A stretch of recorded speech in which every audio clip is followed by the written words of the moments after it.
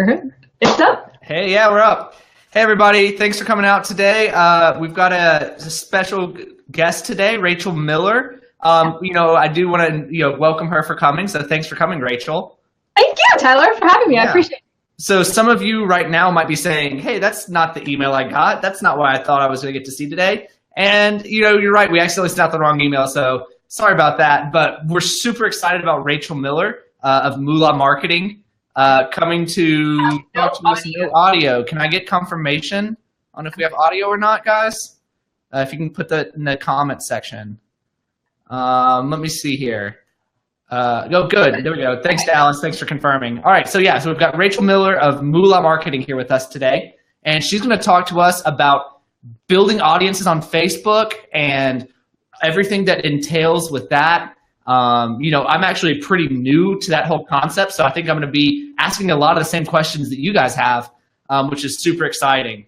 So today, like I said, we're going to be talking about building an audience on Facebook. So Rachel, can you tell us a little bit about yourself, first of all? That way we can kind of know why you're the best person to talk to about us, to us about this. I'm sure there's other people who are building audiences too. I know there's other people that are building audiences too. So I won't necessarily go so far as to say I'm the best, but I began about 10 years ago with a website called Quirky Mama.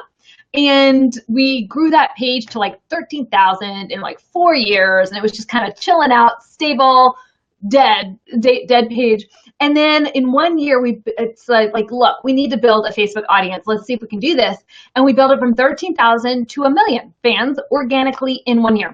So I was like, yahoo! And then I outgrew the site. We ended up growing it to 2.2 million. And I decided to leave it and begin a new page. And my new page, I built to 500,000 in 18 months. Again, with very limited ad spend. I was like, great, we did it 2 times. This is awesome. And I started speaking at conferences about it.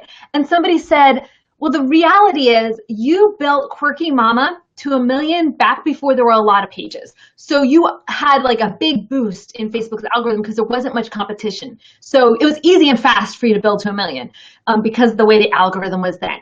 And you build your other new page because you used your big page. So I would grow to 500,000 fans if I had a 2 million Facebook page sharing my content 2 times a day. Of course you would, right? So they're like, you know what, this isn't fair. You didn't do it right. And so as I was thinking at this conference and I'm hearing all these people say this, I was like, you know what, they're right. And so I went on to limit myself. I was not going to share from any of my big audiences. And I was going to do it with under $5 a day. Because at that point I had large established sites. So I had income that was sizable. So I was like, I'm not going to touch that money. Can I do it? And more just for myself than even for other people. And I went on to create One Pot Crock Pot, built that to 97,000 in 6 months. And then I went on to create Crazy Cat Lady and built that one to, I think it was 87 in 6 months. But then the next week I had a viral that then pushed me into 100,000. So because you can get new fans, 6,000 new fans when you're 100,000 page with a single viral pretty easily. So anyway, so it grew basically 2 pages to 100,000 in 6 months with under $5 a day. And without sharing from other big pages. So basically, we came up with a system that's duplicatable. And then I told some people and said, hey, you guys want to do this too? And so before this point, my biggest viral was 14 million. I'd gotten my largest post to 14 million. I was so excited. 14 million eyeballs on Facebook, okay? Yeah. I've actually gotten my virals to have over 1 million clicks each, but that might be 4 million eyeballs on Facebook that then brought 1 million clicks to my website. So I've had 29 posts on my website that got to over 1 million clicks to my website, but they weren't like 14 million single eyeballs on a single post on Facebook. Right. So I was so excited that my virals, I'm telling people how my viral got to 14 million and you can do this too. And then my students got their post to over 50 million. And I've not had one student do that. I've had 3. And I have had over 18 students get posts to over 10 million. And the posts of in the 3 to 4 million, I think there's been hundreds of students who've done that. So it's been really exciting to teach people how to make products, how to make their content, how to make their Facebook pages get engagement. And that might be different for a page that sells salt candle light, those light salt things. They may never, they can go to 1 million, but they may never go to 1 million. But they could get their content to 40,000, and if 40,000 people see it, there's a whole lot more likelihood of them being able to drive traffic and drive sales with those eyeballs. So this is actually one of my first virals. I don't know if you guys remember these when your kids, those loom bracelets, and the kids would like weave them and stuff. And this was one of my first virals. We had 1.9 million people click over to my website to see these and to see my tutorials on how to make these bracelets that their kids could make. And then from that, I got the viral product bug, which was, oh my word, like if I put a product in a viral, like you could sell a whole lot of stuff. And then from there, I sold a lot of this stuff. I was like, well, what if I made it a product that I make the money on? So it's not something that this is an affiliate and I sold to somebody else's. What if I sourced it myself? And so I began sourcing my own products as well, and not worrying about the buy box on Amazon, not worrying about my competition on Amazon, not worrying about Jungle Scout numbers or all of that other stuff. Even the camel price history, because I know I can go in and change the price to whatever I want because I'm driving the traffic to that listing. So it's really just fun. So it's a game. So just for everyone who's newly joining us, we've got Rachel Miller on with us today, and she's talking with us about building Facebook audiences, and she's just kind of sharing with us some of her experiences with products that she's had go viral and how she's driven traffic to them for Facebook. So, first of all, go ahead and start asking questions that you have about building Facebook audience there in the comments, and we'll kind of track those as we get to them. But then also, show us some love, give us some likes on this if you're enjoying the content. If you have, if you're liking it, share it with people. We're going to be giving away, same thing as always. We got a sweet Seller Labs tumbler to give away for every 10 shares. So go ahead and hit the share button if you like it. So I guess you kind of talked about how, with your first product, some of the success you saw by building a Facebook page, building a site, and then, instead of using it as an affiliate site, driving it to your own product. So talk to me about how with Facebook audiences, well, first of all, what's a Facebook audience? Let's go really broad. What's a Facebook audience? Well, people interact on Facebook 3 different ways. They interact with their personal profile. That's their person on Facebook. So that's when you're writing your aunt or you're putting a picture of your kids up on your wall and people are seeing it. That's how people can interact. And so real people are sharing my content to make me go viral.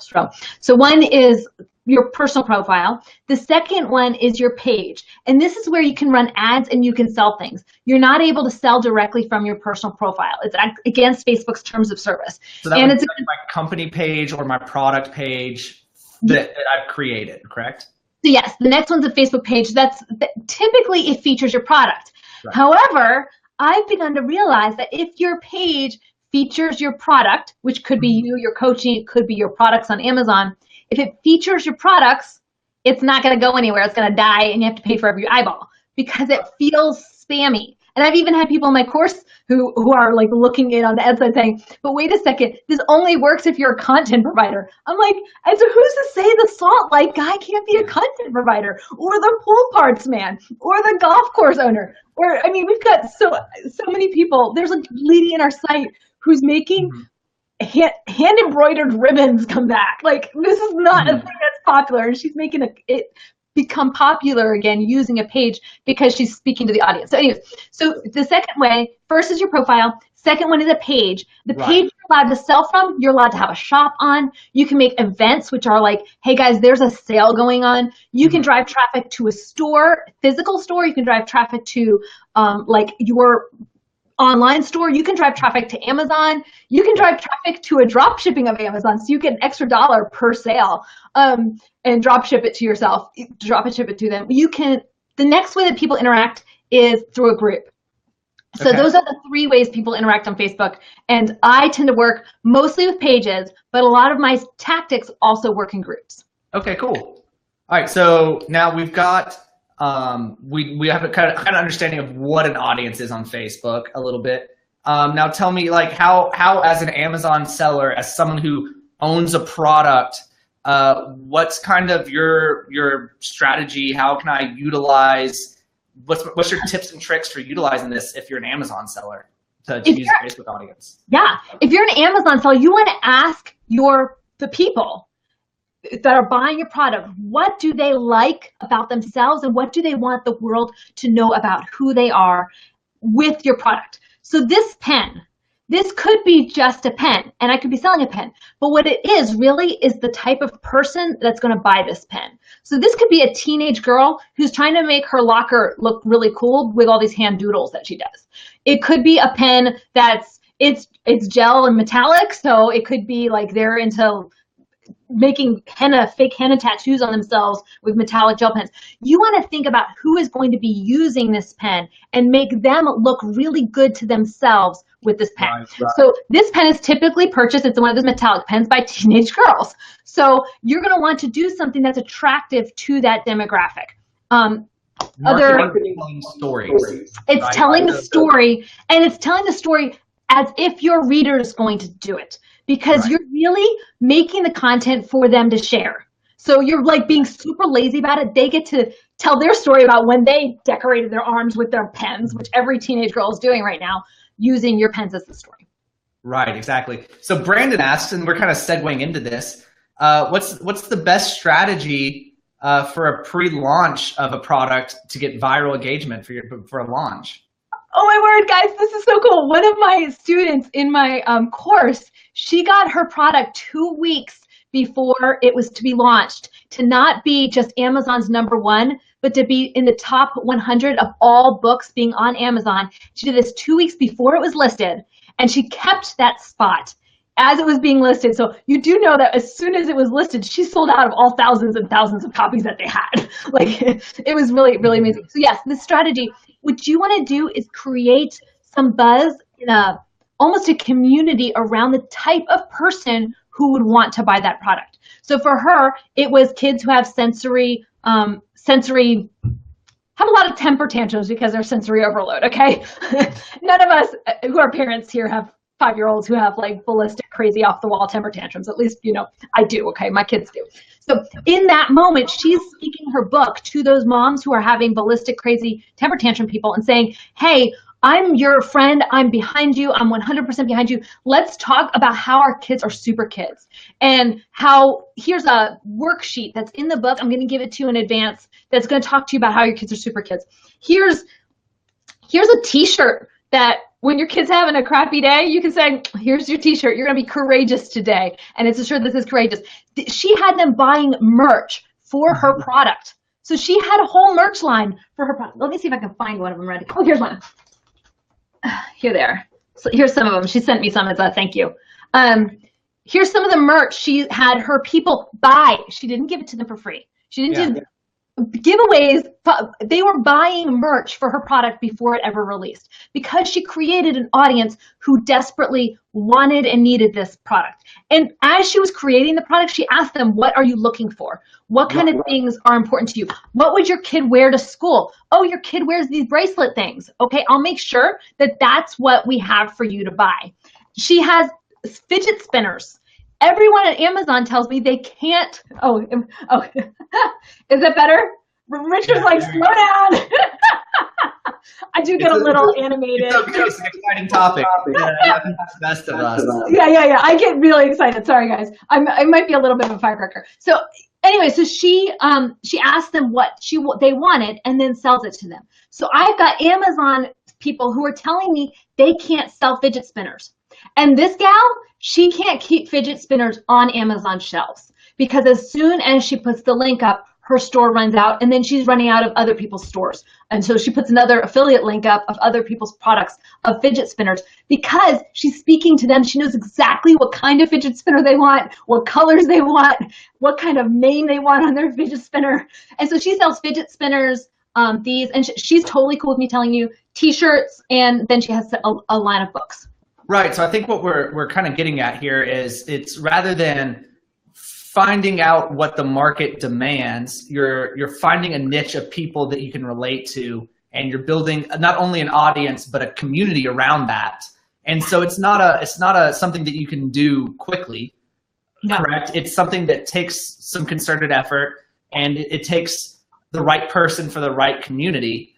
and then it's a feedback loop. And so that's something that when I talk with Amazon sellers, I think people can miss, is looking at whether it's product reviews or whether it's your Facebook community, kind of hearing what people have to say, and then taking that and either using it to develop new products, like you were talking about just then, or taking it to better refine their current products. Is that right, Rachel? Yeah, if you can create a community, that's an asset that you can use to sell anything to.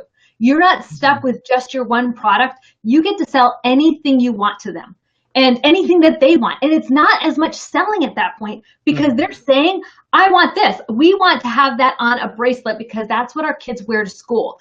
And you're like, great, I can have that made. That's easy enough. Oh, your kids want fidget spinners, but now they don't want fidget spinners, they want fidget cubes. Well, guess what? I can make that too. So it's once you have that audience, they'll tell you what they want, and it's not selling at that point, because you're just giving them what they need and you're serving them. And if you go at it at the spot of serving your audience, you can explode. And we've had students who've gone from 0 Facebook fans to thousands and thousands, like 45,000, 140,000 Facebook fans during like 6 weeks time. So it can be fast, but for it to be that fast, it has to be all about your reader. And then once you're over 50,000, over 100,000, you can focus more on your product that you're trying to drive them to. But be a little sneaky about it. Make it about your reader as much as possible. So we've got some great questions here, but I have one that I think everyone's kind of thinking, first of all. And so how do you know when it's time to flip the switch? How do you know when, because of course there's not like a one general number, right? Because each niche is different. But how do you know when it's time to flip the monetization switch and say, my community's big enough, it's time to like stop cultivating and start, the fruits of my labor, for lack of better simile. Well, I suggest that people start their pages, if they're starting at 0, with 2 to 4 pieces of content a day, and to rotate their content. And because this is the system that tends to feed Facebook, because Facebook's algorithm values different types of engagement, and different types of posts get different types of engagement. So you've got photos, you've got videos, and these can be ones that you upload or that you share. And then you've got your products, and this is what you want to drive traffic to. Now, here's the thing. I think you should start pushing your products from day 1. Because you're not going to find out that your product is a dud until you test it with your audience. So test it once a week in that 3rd slot. Test it once a week. Do they like it? Okay, if they don't like it, find out what they do. Because just because somebody else is buying that on Amazon doesn't mean that you're going to be able to sell it on Amazon, because you don't know what kind of resources that person has. So unless you can have some type of back pocket traffic source, ask your people, what do they want? So that's where I would always start from the beginning. But when you're beginning there, don't think about it as to sell my product as much as, do they like this? Do they not like this? Well, like basically testing your market. So that's what I do for the 3rd one, test the market. And so I will put up my own products, and I'll also put up other people's products. Because if they buy a lot of them and it's easy for me to source, then guess what? Next week, next month, we're going to be sourcing that, and we're going to be selling it, because I now know that sells. For sure, I don't need to depend on somebody else's research to know that. Awesome. And then the 4th one is status update. So I tend to rotate through those, because status updates bring comments. Facebook likes comments. Links feed me. Well, if I'm not being fed, I'm not going to have a Facebook page, because the whole point's for me, right? The 3rd one is videos, and that tends to bring a lot more likes. And photos bring shares that lead the juice back to your page.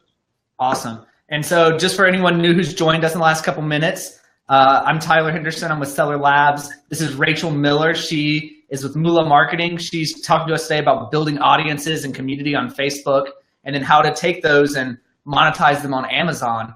And if you guys have any questions about this, go ahead and pepper them in the comments section. If you like this kind of content, if you enjoy what we're talking about, show us some love, hit the love button, hit the like button, share it. We're giving away Seller Labs tumblers that we'll mail to you. For every 10 we give away, for every 10 shares we give away 1. So we've got some more questions here, Rachel. And so Johnny asks a great question. He's been sitting here for a minute, so let's answer him. if you start a Facebook page and you don't have any customers or followers yet for a new product, what's like the best way to get customers quickly, or new followers quickly, rather? You have 2 tests. Let me get a piece of paper out to show you where paper go. Here we go. I guess I'll just use note cards since I've got it handy. You want to do 2 rounds of tests. And my first round is for content.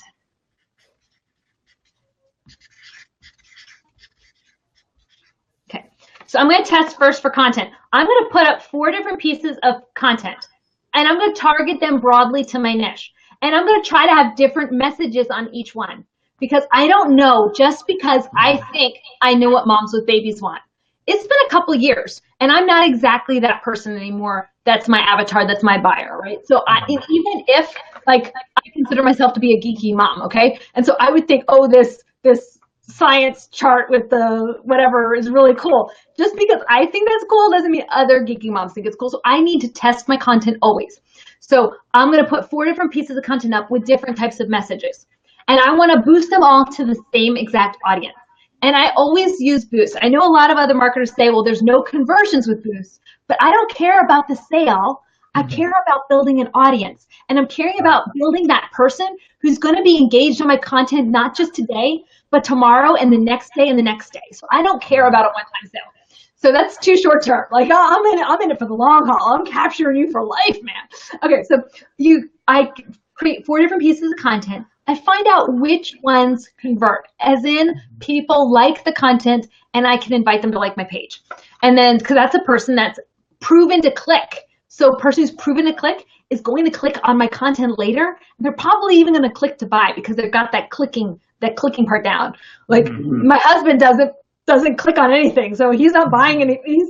I want the person that's not that, oh, I just look at everything online. I want the person that's going to click because they're going to share it, they're going to like it, and then their friends are going to see it. So I don't care, again, about the sale. I care about that person loving it and sharing it with their friends and engaging on it. Okay, so I find out which piece of content does well. And then my next test, and let's say this one's the winner, okay?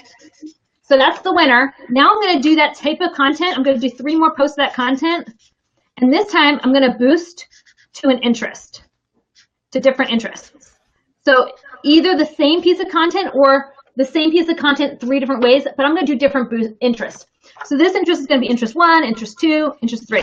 And this is where I'm going to see where can I find them.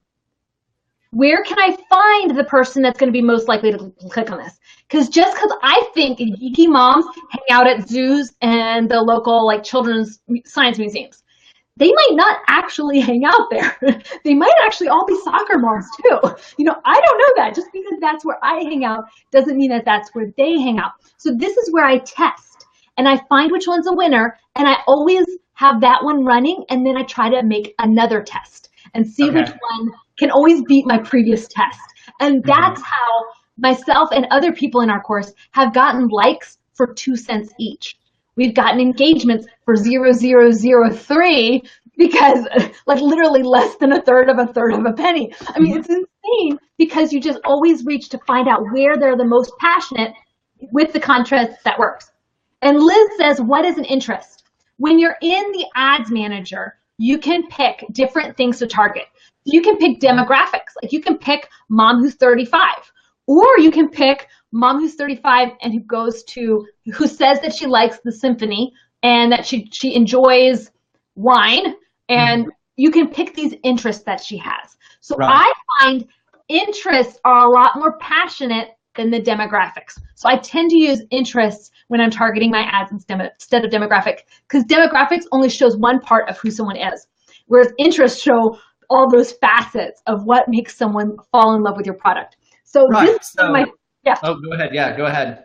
This is one of my first products that I sold on Amazon, and it's a Star Wars toothbrush. Okay, so I targeted this 3 weeks before Star Wars came out to moms of 5-year-olds who also were into geeky things. So you have to layer it. So it's not just the demographics. I also layered it with people that I knew would be watching Star Wars. Right. So, I mean, you can generally infer or guess what people who like the things that you are selling will like. And so you can target those common interests. Test and then test them.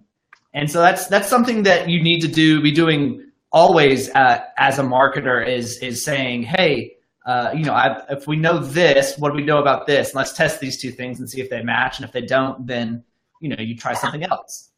Like with my cat page, I thought that the people who'd be passionate about cats would have lots of cats and would buy cat food and cat products. Right. They're not actually the most passionate cat people. Yeah, I mean, and actually, to buy my cat products actually like cats and work at no-kill shelters. And once I figured that out, I converted all of them. Like right, yeah. all of them. So it's just like getting as much information in as you can. So I think that's a good way to answer Johnny's question there. So thanks for the great question there, Johnny. Let's see here. Brandon asks another good question here. What's your best type of ad to get people to like your page? And I think we kind of touched on that a little bit. Again, is using interests, right? Always testing, using interests. I use Boost for engagement. So you're going to find that under consideration. So it's consideration, and then you go to the bottom of the page, and then you pick engagement. And at the bottom it says post engagement. And you could also choose page likes, but I choose post engagement. And the reason why I do post engagement and not likes is Facebook's going to give me the lowest common denominator. If I just want a like, they're going to give me my husband who's never going to engage on that like. I don't want him because he's not going to tell his friends about my stuff. I want the person who's nonstop on Facebook, has the most friends on Facebook, and is the most active in that niche because they're going to tell all their friends and bring them into my sphere of influence. Awesome. So Rachel, we've had a couple new people join us. Can we touch again briefly on maybe how do you pick a group to start building a community to begin with? Can we talk about that again very briefly? Just kind of like in like the bullet points, like what's good criteria? How do I start down that process? Well, what I would do if you're looking for a niche to make money off of is to go in and see, especially if you're new, which one has the most activity. So if you go on to targeting inside Facebook, if you go into your Facebook, and the ads manager up on the left, it'll have these 3 lines. And you click on that and then go to audience insights. And then type in your niche that you're interested in going into and look at its activity and see if they're sharing a lot, if they're commenting a lot, if they're liking a lot. If they are, then you know this is a topic that has the chance of going viral on Facebook. And if it has the chance of going viral and there's viral traffic on it, it might as well be your traffic. So so that's where I would go to find, I do niche research there. And then I also go to see if there's actually people buying the product on Amazon, just to make sure that it's actually has stuff for sale. So like for cats and cat food, I can't sell cat food. And I was able to realize that because there's not a wide variety, different things I could find out, okay, cat food's not a way to sell. Well, what can I sell? So, and you can see that because people who are interested in cat food, they don't comment or share more than Facebook does. So you want to see where the activity is. So you're almost more trying to find an audience, that's engaged, that you can engage first, rather than starting out. You're taking the inverse kind of look to a lot of sellers take. The horse or the cart, okay? Yeah. So you could build your cart, which is your product and the things you're going to monetize, right? And then look for a horse that fits that cart and that can carry that much weight and that can drive that cart places. Or you can find the perfect horse and say, hey, where are you going? Guess what? I can fill your cart with all that product and you can run with it. So we have a question here. He says, we have a question here that says, what budget do you usually start with for a boost post? So you can, for each of the 4 pieces. And this is something that, of course, varies depending on like where you're at with it, of course. I feel like we need to put that caveat on everything, that everyone's budget's going to be a little different. But what would be a reasonable budget for someone who... What? $1? $1, okay. $3. I do it just to test what works. Because I don't want to spend, I just want to find, does 1 work better, 2 or 3? And then once I find 3 works better, well, then I'll put money on it and scale the kingdom come. I just want to find what works. And once I find what works a little bit, we'll see if I can find something that works better. And so I'll probably run, when I'm starting a new niche, probably 20 or 30 of these types of tests for $2 each one. Because I'm just trying to get 200 eyeballs on it. Because that's enough for me to see if they're going to make a click or a decision. So let's pretend that we're someone really dumb about Facebook, like Tyler Henderson. What does work mean? Right? So like, does when I'm testing 3 different ones, does work mean it just performed the best of the three? Or is there like a general metric that I need to look at and say like, oh, all of these were just terrible. I need to throw them away and burn them. Like, what's okay, I'm not like a makeup person. I'm like the antithesis of a makeup person. And I tried to get the beauty line, and I needed to just hire somebody to do it for me because I did not come across as authentic at all. And so yeah, eventually I left that industry because it was just, I couldn't tell if makeup was good or not. Okay, but let's talk about it because they're asking, how do we know if it's working, right? So reach, overall reach, or if you don't have this method, this is the best one, is if you get a like, and then you can convert like on the content, and you can convert them to like your page. Okay. Because if you can get them to like your content and then go over to like your page, you are so much more likely to have them come back again and again to your content and like future content. And once they're liking your content, their friends are seeing them engage on your page, and now you don't have to reach their friends for you. They woo and bring their friends onto your page for you, and that's how you can gain 6,000 new fans with a single viral. Totally. So Brandon asks, what's a good engagement percentage or click percentage? I like to have 20% of my audience engaging on my content, on every single post of content. That doesn't mean it always happens, and a lot of times it's higher. But that's like my barometric. It'd be majority of them have to be at least 20% for me to be happy. Yeah, awesome. So Ahmed asks, how can I get people who like my content to like my page? Oh, this is so easy. This is so easy. Okay, after you, sorry, I don't mean to get all. This is like when I figured this out, like 2 years ago, it was like, oh my word, this is so cool. Okay, so you go into your post. And right below the post, it says, like, here's heart, thumbs. It says all that, right? So you just click on that, and it pulls up their names. And to the right of it, it says invite. And it doesn't look like it's coming from you. It comes from your page, and your page just says, hey, want to like my page? It pops up in that exact instant on their page. So look at what times of day your page is most active, because that's when you're probably on. And then use that time, spend 10 minutes, and click invite as fast as you can. And here's the thing, you can't have a bot do it. I've tried having bots because I like bots and I like outsourcing, and that hasn't worked for me because Facebook can tell it's a bot and slows it down. So, and if you're going really fast, maybe skip one. So you go like 1, 2, 3, 4, and then go back and get one. 1, 2, 3, 4. So it doesn't look like it's a bot. You wanna not fall into that. And you can, each admin can do 100 to 300 depending on how warm you are. The more you do this, the more you can do at a time. You can invite at a time. So if you're inviting a lot, you can do up to 300 people that you invite in an hour.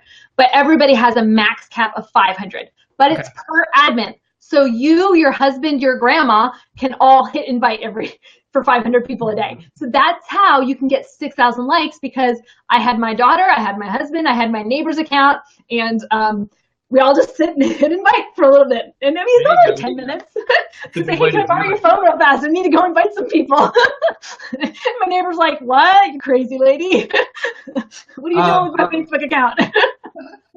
That's awesome. So Jason has a great question here. Can we review, we talked earlier about 4 types of content that you mentioned. And I think that was really a great nugget of knowledge there. So if you can go through those for us one more time, and for those new people who are with us, while you write those out, I'm going to say, once again, thanks for coming, everybody. I'm with Rachel Miller here, Mula Marketing, and we're talking about building Facebook audiences, using that to turn it into money on Amazon, hopefully. And so now we're going to talk about the 4, is it 4? Yeah, there's 4 different types of content. Cool, so let's talk about those one more time. Okay, first one is when you this is my favorite one because it feeds your Facebook page the most. And this is when you just upload a photo of your product, and then you have a description at the top and your link. So you describe what the product is, and you do a link. Now, here's the clicker with this.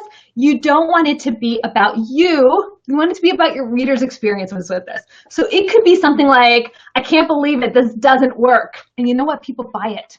I was like, guys, I bought this laundry thing and I've never used it. I mean, would you imagine it would probably help my laundry pile disappear? And people were like, yeah, I bet it would too. And they go buy the thing. So anyways, Make it authentic. It doesn't have to be about your product. They don't care that your shirt is 80% cotton, 20% polyester, and that it has double hemmed seams. What they care about is that they look like a green leprechaun.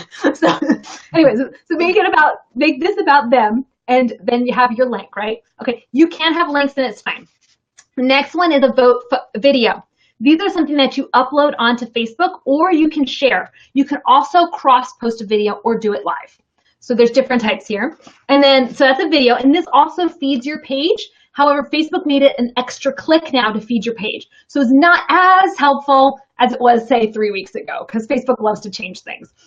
Just so you know, every probably 6 weeks, every 12 weeks, Facebook makes little changes to the algorithm. And so they made a little change, making those a little less helpful for pages. Next one down is a link. Now this one's best for you guys because it drives traffic. This is when you take your Amazon link and you put it into Facebook.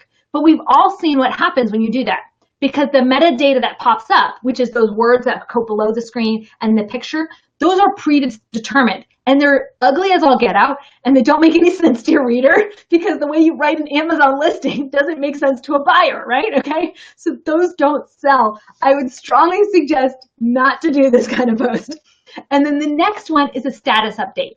And that's basically just saying, hey y'all, what you having for dinner? And literally I say, what you having, because that's how my readers talk. So think, how are your readers talking? And make status updates and ask them about their lives. Get them just talking on your page. Because if you just keep people active on your Facebook page, Facebook is looking at that and saying, oh my word, this person, they're not spamming the readers. Their readers are coming there and they're talking to each other and they're hanging out. We should give that page more and more traffic. And you explode. Right. Thanks for all of that. That's all like great information. And you know, I think it's something that Jeff and I and everyone here at Seller Labs teaches all the time about Amazon specifically, and I think it rings true in general. Like it's a general good marketing concept is that you want to write for conversion, right? Like you don't want to be a marketing robot when you're posting things to Facebook or you're writing Amazon copy or anything. Like you want to meet your audience, your customer where they're at. And like say, especially like in this where you're trying to build a community, build an audience, like sell them the lifestyle, yes, if you will. You want to meet them where they're at and talk how they talk, etc. So that's why I think you mentioned earlier, like a lot of the groups that you started early on were ones that you related to yourself, right? Yes. And because you knew how to talk to those people, you knew how to, like, you knew what you would want to hear. Therefore, you were able to talk to yourself, right?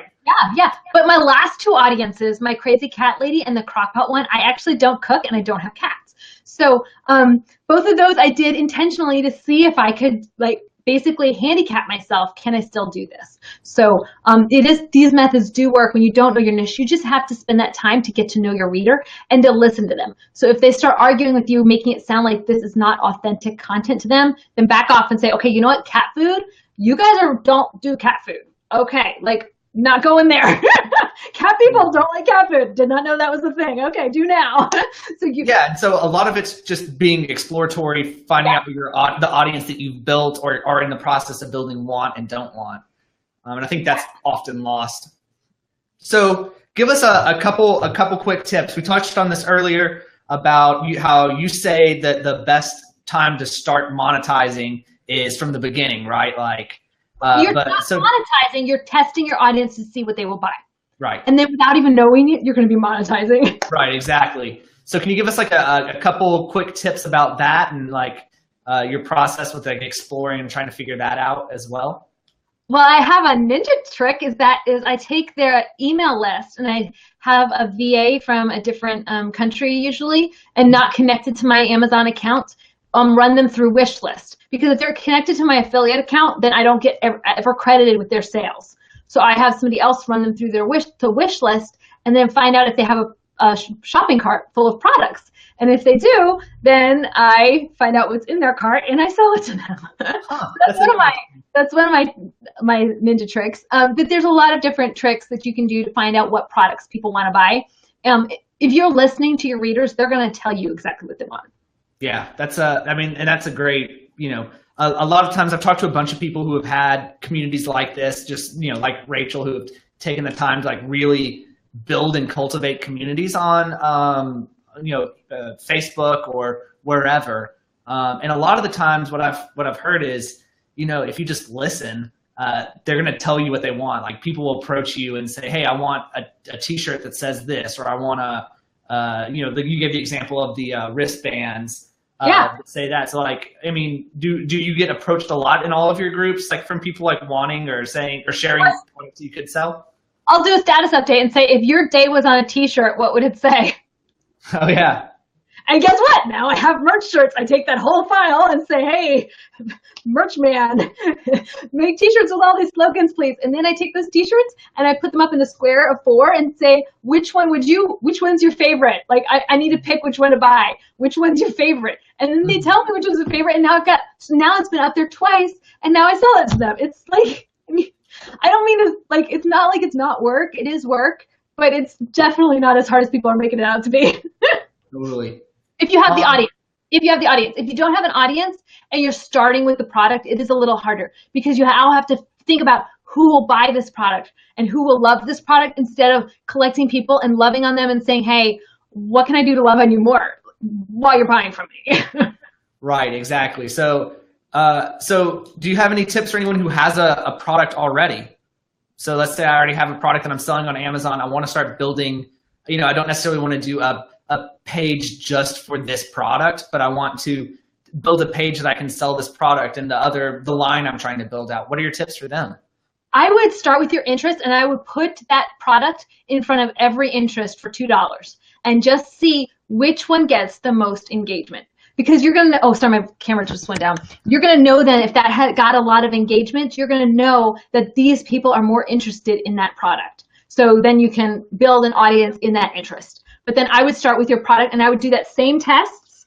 I don't know where the card went. So that same test where you have your piece of content, only here you're starting with your own content and you're trying every niche and every interest and demographic. And it's interesting. Sometimes it's not always who you think it's going to be. So like golfing products, often it's the women, the wives of the husbands that are buying the golfing products. You wouldn't think that, but even though it's a man's golfing product, it's the female that's tending to buy it. So you might want to test that because you don't know exactly who your audience is. Right, and so, and this is a concept that, with talking with some Facebook ad people and other people in the industry, even just like ads in general, is this concept of a lot of the time the picture that you use with your ad or the picture that you use with your thing, like oftentimes the ones that perform the best are the ones that seem completely unrelated and dumb to you, right? Yeah. Like is that something that like you kind of discovered? Yeah, exactly. Always does better. Authentic always does better, at least for me. And for me, so with my personal ads on Moolah, I don't have a pretty face. I'm always like, because it looks like the screen froze. I was very intentional in picking that image, and I tested it, guys. If it looks like the screen froze in the middle, that one tends to convert better, even though my face is horrible looking. Like it's like it was like screen froze just like that. And those are the ones that get the most reaction because they look authentic. They look like a middle of conversation frozen. The ones where I'm all pretty and smiling, those don't convert as well. Yeah, totally. I mean, there's play the game. Yeah, exactly. So like look at what other ads, like look at ads that you're getting targeted at, right? Like look at, YouTube thumbnails are perfect. Only if that's you. Yeah, only if you're your avatar should you look at those ads, because otherwise, and the reality is, how many of you are exactly your avatar? Most likely none of you are. Because even in my DIY home page, where for a while there it's called One Crazy House. I have 6 kids, so my house is definitely crazy. But I'm not in the same spot because I can afford help. I can have a nanny. I have a housekeeper. The majority of my readers don't have those resources, right? So I can't really relate to them. So even though I sit there and say I have a crazy house and life is crazy and I'm maxed out and I feel a lot of their pains, I'm not actually them. So I really still need to just ask them what they want. Don't ever assume. Yeah, it's very true. But again, like I was saying, like YouTube, like that was great caveat, like 100%, I agree. That's right. I just want to say, like, as far as like little clips of like information go, YouTube, like the YouTube like little pictures that they put up, those are a great place because those people like it down to a science. Like the really big people, if you're talking to your demographic, they have it like down to a science. Oh, what gets the click? Oh, this. Well, So there's a like, little bit of a difference though, because YouTube lets you have words on your image. Facebook, yeah, you have to have less than 25% words on your image for you to get the full organic reach. So you want Very to. true. I would not use YouTube as your go-to source for how to do ads on your page. Yeah, yeah. And I would maybe go to a Facebook group that's passionate on that topic, or that's passionate of your people, and see what kind of posts they're putting up, like those moms are putting up or those guys are putting up. So if they're putting up muscly pictures and they're a fitness thing and they're putting up muscle pictures, you want your pictures to look kind of like theirs do, because then they're going to take you as authentic and real whenever they see your ad. They're not going to have that spam radar come up and say, oh, you're spamming me. Whereas if you look all glossy, well, if they're glossy because you're targeting fashionistas and they like to be all glossy and pretty, well, then that would work. Does that make sense? You want to be like them. And so if you're looking for where to start with the images, because you're completely at square zero, I would go to either other pages and see how they're doing in your niche, what's popular. You could go to Facebook's search bar, and Facebook will tell you. And if you go there, they don't look like YouTube. They don't have words all over them. They tend to be really stripped down. If you go to the groups and see what people are posting. Awesome. So let's see here. We have a couple more questions here. Brandon's just killing it with the great questions today. I love every question Brandon has put in. So yeah, here's what Brandon asks. What's the best way to learn Facebook ads, targeting, analyzing data, etc., knowing baseline numbers? So I think that there's a ton of great information out there, right? Like, what would you recommend? Well, I just look at my insights and what won and then try to beat it. Mm-hmm. So, I mean, you can learn Facebook just by playing around in it, you know? I mean, you find your winning test and you say, okay, this combination and this one won. So now let's turn that one on for $1 a day for the rest of Kingdom Come. And now let's see if we can beat that result and make it even better. Awesome. So Facebook has it all in the audience insights. So you don't need to like go somewhere else for that information. They give it all to you. So here's a question that I have. You mentioned finding other niche Facebook groups similar to the ones that you're wanting to replicate. How have you ever like reached out to any of those? The ones you're similar to, like, hey, I'm trying to build this page. Can I do you do giveaways, or do you any try to cross promote with those people to do that, or is that a no-no in your books, or what? How do you feel about that? We call it niche neighborhooding, and there's 16 different tasks you can do to connect your page on Facebook to another page or another group. And Facebook strongly encourages this because Facebook loves community. So they want lots of interconnections. And think of it also like Google. Google likes, you want incoming links from a lot of different places. It's the same way on Facebook. For you to become a leader in your niche and to become the place where Facebook drives traffic to you for that topic, you want to have as many interconnecting links as possible. So you can do this with that other page's permission.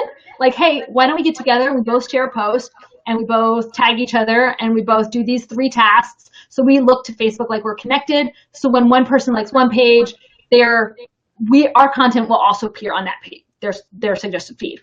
So you can do it formally, but you can also just do it without them knowing.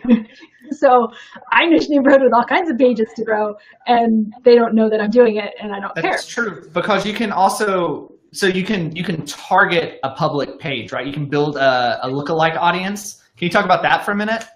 Lookalike audiences give you a lot of what you currently have. So I would suggest, unless people have a highly engaged page, to not make a lookalike audience based on your audience. If you have a buyer list, yes, do a buyer list. But I would not do your current audience unless you know for sure these are active and engaged on your niche, because lookalike gives you more of what you have. So and if you have a dead page, you're going to get more of a dead page. So what if I'm starting like from beginning, net new page? Don't do lookalikes. Don't do lookalikes on another page that I'm interested in building a page like? No, I would just do a custom targeted audience. I wouldn't do a lookalike until you have an engaged, because Facebook's going to give you more of what you have. So doing lookalikes, you're going to base. You don't know if that person has half their pages dead because you can't go into their settings and see the people. So I don't trust it. I that's a super valuable tip because, that's something that, me not knowing much about Facebook, that seems like it'd be a home run. So that's a great tip from me. If a page has 3 million likes and 2 million of them are engaged, that's awesome. But Facebook gives you the lookalike of that 1 million that's not engaged because they're not engaging on their page, and Facebook's trying to give them more attention. Well, now you've just inherited a dead audience. Yeah, that's you paid for it too. You didn't inherit a dead audience. You paid for a dead audience. That's the problem. Don't do that, okay? Yeah. All right. So Jason asks from a buyer list. Sorry, I do want to caveat. If you have a buyer list, let's say you have 2,000 emails of proven buyers. You can make a lookalike off of that because you've got some proof that they've taken action. That's a valuable audience. Okay, sorry. Gotcha. No, that's great caveat. Okay. So Jason asks, if I had an ad running with a broad audience, which has been converting, is there a way to filter interest from the converting audience? Cool. Yeah, it's called exclusion. So you just make the same ad again. And you make a rules that say you don't want the person to see the ad more than one time. I would say one time because they already have the similar ad running already. So that way they only see it a max of 3 times. And then you have it saying that, so you're having the same image, and then you just subnet. So you've got this main interest that you're focusing on, and then you add a layer and say they have to like this and this. And then you test. So the next page, this and this, and the next page, this and this. And then you see which of the ands does better. And then it's kind of like I Spy. You know how like you go in I Spy and there's those people who say the cow salt shaker, or the people who say, is it on the left side of the room? For me, I like to do, is it on the left side of the room? So I start broad and then zero down because I can wipe out so much of the audience in the process. So that's my tip for you, is to start broad with those interests and maybe even double them up so I can say, okay, it's neither of these, it's one of these. Now, so that way I have less tests to do. I don't like spending money on my ads, so it helps. That's fair. Mike has a question. This is a review. We talked about this earlier, and I think this is great for people who just joined in. You mentioned how to get people to like your page by clicking on the thumbs up or sending them an invite. Can you explain that again for us? So cool. I mean, Mike, this is so much fun. So all you do is you go to your content on your Facebook page. Anyone who's liked that content. So your goal right now is not getting likes on your page. Your goal is to boost to get likes on the content. Anyone who liked that content, what you're going to want to do is click on that likes number. So it's Sabrina, so-and-so, and 38 other people. You click on that number, and it'll pop up a little square. And to the left, to the right of the square will be these little boxes that say invite. You're going to want to click on each of those invite boxes, and that's it. That person gets a notice in their feed, a notification saying, do you want to like this page? Now, I do want to give you a tip. If your page does not have a sexy name or sexy profile, there's no reason for them to like you. Does that make sense? So like, let's say they're into cell phones, okay? And instead of cell phone, it's got the logo and the name is Ticket Electronics. Well, no one knows what that is. Does that make sense? So no one knows you're a cell phone company. Even if they love cell phones, they don't know that they should like your page. So I would, before you do a lot of inviting or before you say it's not working, look at your profile picture and look at your page name and see if it's something that your people would automatically have that gut reaction of, yes, that's me. Totally. That's great advice. So I have a question. I want to ask it. I'm going to reinterpret it a little bit. Give us some like cutting edge, bleeding edge tips that you might have. Like, what are you experimenting with that you're willing to share with us that you're trying out? Well, I've been experimenting between groups and pages, and I've got to convert extremely well right now when I bounce content between a group and a page. So I warm them up. I like people to interact with me 7 times before I ever ask them for a sale. So I'm using groups to make that happen faster. Because with a page, it might take 2-3 days or even 2-3 weeks for them to see 7 pieces of my content, for them to now start trusting me and having a relationship with me. And in a group, they can scroll and see me 7 times in a few minutes. Awesome. That's a great tip. And is that just something that you've figured out over time that 7's just kind of that number that works for you, or is that just like a generic number you've made up? Or I'm just curious. It's literally the number I made. Well, like I tested it and I felt in my gut that 7 was the number, but I was literally talking to another marketer who kind of does the same thing I do, and he's like, I do 7 too. But then my back end number after that is 7. If they say no, I go another 20 times. So I engage with them 20 more times before I offer for a sale. And if they say no at that point, well, then you're gone, and I just wipe you off my list. But so for him, he does 4. So he does 7 and 4, and I do 7 and 20. So maybe I'm like losing all these sales because I wait until 20. So we'll see. I'll be testing to see if it's 7 plus 4 now, or 7 plus 7 or something. Awesome. So we're kind of running low on time here, but we got one more question. Let's see if we can find another good one here. Let's see. Do you see any there do you have anything else you particularly want to talk about? Or yeah, I don't see questions, just so you know. So okay, you don't have it pulled up. Okay, let's see. Brandon asks, again, just killing it, Brandon. What if you want to stay anonymous and not use your personal profile, just a separate Facebook account? Does it lose impact? Nope, because the only place it would lose impact is if you're also targeting groups. In groups, you have to interact with your personal profile, but in a Facebook page, you just interact as your page. So when you're inviting people, it does not look like it's coming from you. It's looking like it's coming from that page, that profile picture, and the name of the page is what they get as the invitation notice. They don't know it's you. Hi, Richard. I'm sorry you're late too, man. Richard says, sorry I'm late. We wish you could have watched it. You're going to have to go back and watch the replay. It's been a great session. There's a ton of great information that Rachel brought us today. And so, for those of you who want to find Rachel, Rachel's with Moolah Marketing, correct? Yeah. And so you can go to her website, or you can go to sellerlabs.com/Moolah, and we'll send you some more information about her as well. And what's your information? Like, how can they reach you, Rachel? What's the best way to reach you? Best way is probably my Facebook group, which is Facebook Page Strategies. Of course it is. Why wouldn't it be your Facebook group? I know. So say it one more time so I can put it up there. So it's Facebook Page Strategies, but I bet using your link of the Seller Labs Moolah will probably get them there as well. So and you can send me that info and we'll pass that along to them and make sure everyone gets it. All the thank you pages. So because that's just a page there for them to like let us know they want to learn more about you. And we'll make sure that they get added to you and get passed along.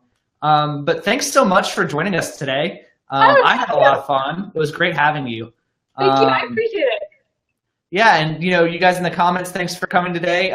Make sure to share and like it, and show Rachel some love out there. She did a great job, and I think Brandon's already there. Yahoo! Yeah, I feel less like an idiot about Facebook now, so that's great. So thanks for your time today, Rachel. We're going to go ahead and log off. Thank you, Tyler. Have a good day. You too.